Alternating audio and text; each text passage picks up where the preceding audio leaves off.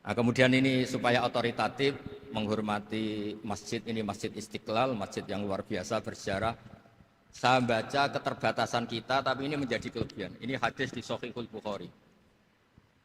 Nanti sebagai cirinya saya tinggal supaya ini tadi otoritatif tadi supaya semuanya pakai sanad. Ini hadis dari Shahihul Bukhari sehingga Anda tidak perlu tanya ini sahih apa enggak. Karena ini di Sahih Bukhari ikutnya nomor hadisnya itu 6408. Monggo kalau mau dihafal. Biasanya jenengan kan hanya hafal Arba'in Nawawiyah. Ini hadis ini nomor 6408. Ada keterbatasan yang akhirnya menjadi kelebihan kita, yaitu kita tidak tahu Allah Subhanahu wa taala. Suatu saat para malaikat ditanya, apakah mereka yang membaca tasbih di sini misalnya di Istiqlal ini ngerti saya, kata Allah. Kata malaikat tidak tahu. Fayaqulu hal ra'auni. Qal fayaqulu la wallah ma ra'auka. Qal fayaqulu kaifa la ra'auni. Yaquluna asyadda laka ibadatan wa asyadda laka tamjidan wa aktsara laka tasbihan. Andai kan manusia itu ngerti engkau ya Allah, maka tasbih mereka ini akan lebih dari kita. Saya beri contoh, ini terutama untuk dzurriyyah Rasulullah SAW. Nabi itu manusia, basar, tapi lakal basar. Nabi ketika muji Allah SWT ini supaya kalau sholat jangan hayati. Misalnya pertama muji begini, lakal hamdu mil'us samawati wa mil'ul ardi. Kebanyakan di Jawa memang baca pakai rofaknya mil'u. Tapi di beberapa sanad dibaca mil'a, itu urusan i'rab lah. Engkau itu saya puji seluas langit dan bumi, seluas langit dan bumi. Seluas langit dan bumi itu enggak keren, karena langit ini tetap mahsurah, as-samawat ini apapun luasnya langit itu tetap terbatas. Bumi apapun luasnya juga terbatas. Apa yang diteruskan oleh Rasulullah SAW? Wa mil'u ma syi'ta min syai'im ba'd. Dan pujian saya ini ya Allah sesuai kehendakmu, sejumlah kehendakmu. Karena ini yang tidak terbatas. Begitu juga ketika Nabi dengan keterbatasan sebagai manusia, bukan sebagai Habibullah, atas nama manusia. Nabi itu punya dua sisi. Kadang sebagai bashar, kadang sebagai Habibullah. Dan sama-sama penting untuk mengawal Islam ini. Saya ulang lagi, sama-sama penting untuk mengawal Islam ini. Ketika Nabi sebagai bashar, ngendikan begini, la nuhsi Allahumma lakal hamdu hamda yuwafi ni'amaka, misalnya pakai mukhatab wa yukafi umazidak. Saya memuji engkau ya Allah dengan pujian yang sesuai jumlah nikmatmu. Wa yukafi umazidak, dan bisa berserasian dengan tambahan-tambahan nikmatmu. Tapi apapun luasnya nikmat itu terbatas. Sehingga Nabi nambahi, la ukhsi thana'an alita anta kama atneta ala nafsik. Saya muji ini tidak terhitung, sama sejumlah pujian yang engkau lakukan. La uksi atau la nuksi thana alika anta kama atneta ala nafsi. Sehingga ini kreasi-kreasi Bani Adam yang malaikat itu tidak bisa. Saya ulang lagi, ini kreasi-kreasi Bani Adam yang bakat malaikat itu tidak bisa. Ini saya baca di kitab Fathul Bari, ini sarahnya kitab Bukhari. Kata Imam, ini saya ulang lagi, ini kata Imam Ibnu Hajar al-Asqalani, pensarah terbaik Bukhari. Jadi Sahihul Bukhari itu punya sarah paling terkenal namanya Fathul Bari. Itu gurunya Syekh Zakaria Al-Ansari. Syekh Zakaria itu dikenal sebagai Syekhul Islam. Itu berkahnya punya guru alim banget, kereng. Ibnu Hajar al-Asqalani itu kereng itu keras. Kalau muridnya tidak bisa itu keras sekali, tapi urusan ngaji saja. Terus punya murid itu pinter sekali, namanya Ibnu Hajar al-Haytami. Jadi beliau kalau mau ngaji ya susah, karena gurunya itu alim, nyuruh baca. Kalau mau ngajar ya susah, muridnya itu alim, takut salah.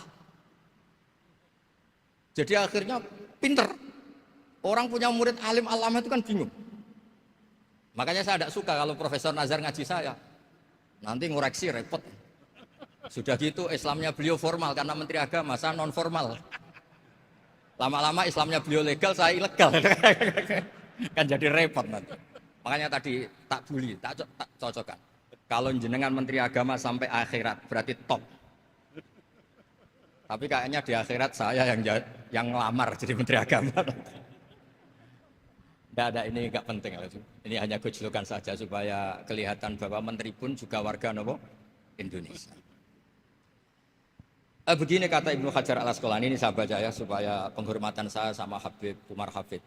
Saya ini baca kitab beliau khatam serius, namanya Taujihun Nabi li Mardhati Bari, yang ditulis oleh Ustadz Fahmi bin Ali bin Ubaidun.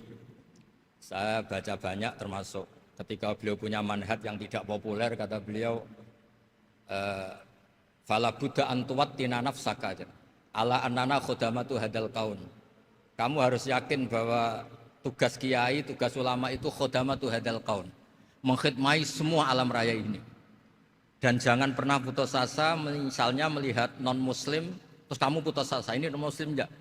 Bisa saja suatu saat rubbama aslama fakhasuna islamu, bisa saja dia Islam fakhasuna Islam. Nah, ini wirasah nabawiyah, karena dulu Nabi ketika dari kampung Abdi Yalil dan disakiti, malaikat Jibal itu usul supaya kampung itu dihabisi, kata Nabi apa? La bal arju ayukhrijawah min aslabihim ma ya'budu wa la yusyriku bihi syai'an. Bisa saja bapaknya masih kafir, anaknya Islam, cucu-cucunya napa? Islam. Kayak apa Nabi itu? Rojaknya Masya Allah.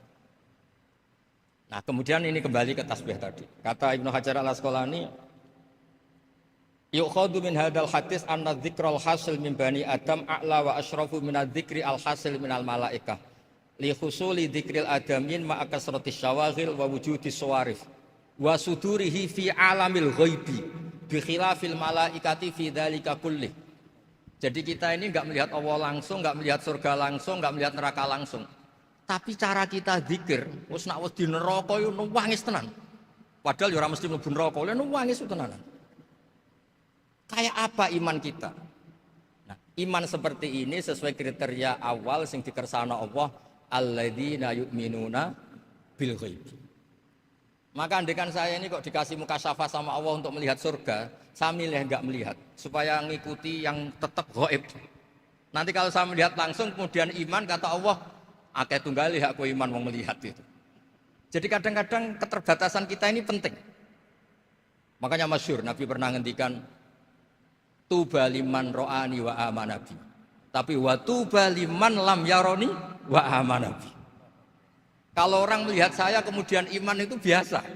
Ini orang zaman akhir tidak melihat saya tapi iman.